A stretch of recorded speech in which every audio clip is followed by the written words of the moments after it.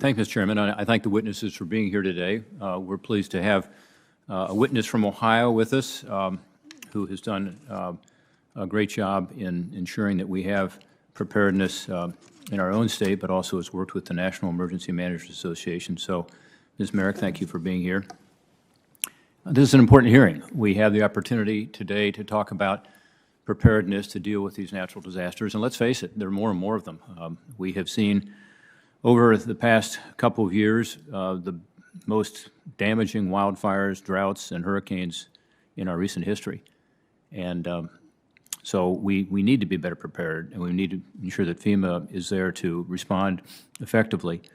FEMA, the Federal Emergency Management Agency, is the principal agency that coordinates the federal response to these natural disasters.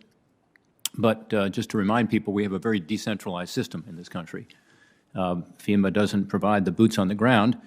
For the most part, it's local responders who are first on the scene when disasters strike. This is reflected, by the way, in FEMA's emergency management strategy, and I'll quote from it: "It's federally supported, state-managed, and locally executed." I've seen firsthand the importance of this local preparedness and response in Ohio on a lot of occasions over the past couple of decades, representing southern Ohio and now the whole state. We've had flooding, we've had tornadoes, and we've had other emergencies. In 2019, in May of 2019, we had a series of tornadoes that touched down on western Ohio, damaging or destroying hundreds of homes and businesses in the Miami Valley and displacing a lot of my fellow Ohioans. The most extreme damage occurred in the Dayton, Ohio area and the surrounding communities of Trotwood and Beaver Creek.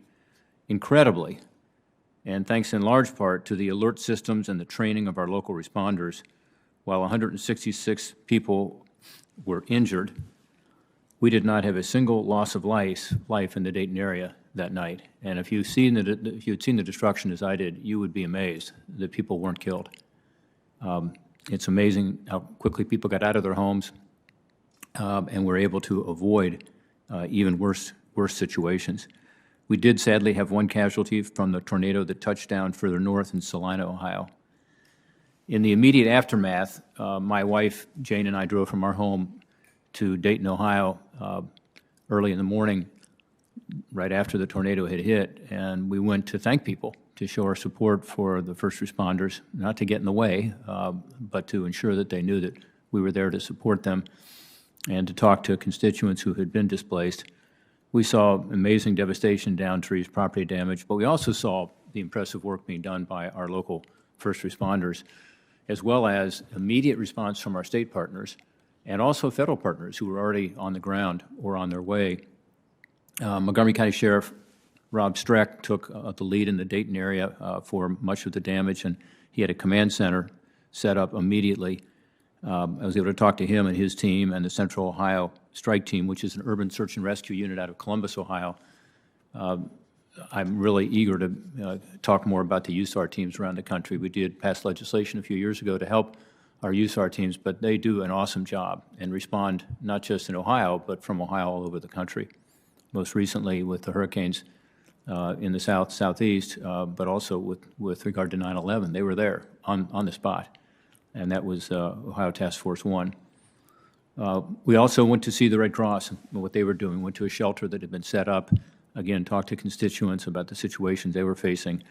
But less than 12 hours after the tornadoes hit, the Red Cross was already providing food, water, shelter, and a place for people to stay who had lost their homes. This security and a place to stay was absolutely critical to the people I talked to as they prepared to rebuild their lives, some from scratch. Within a few weeks of the event, FEMA had 3 active centers open across the Miami Valley with caseworkers, mental health workers, people who can help with businesses, people who can help with small business loans. They also established an area for children to decompress and an area dedicated to helping people with disabilities.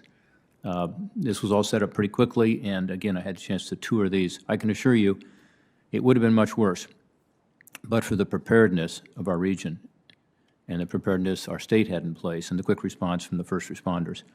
I'm proud of Southwest Ohio for coming together so quickly in this case, but it's an example that I've seen around the state of preparedness done right.